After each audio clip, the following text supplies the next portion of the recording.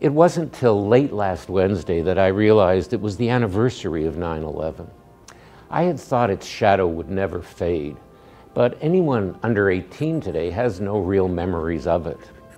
Everyone used to know exactly where they were when they heard President Kennedy was shot.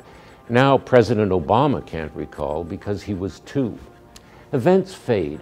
What doesn't fade is the meanings assigned to them by those with the power to assign meanings. In 9/11's case, the meaning given it was fear and terror of others, especially Muslims.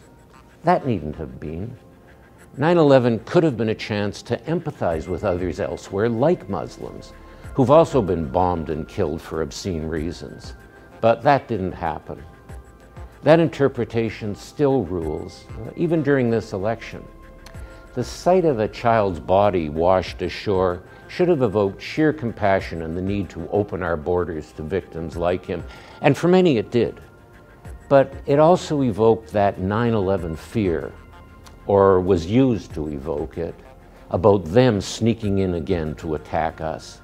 We're haunted less by the past itself than by those ongoing efforts to control what it means.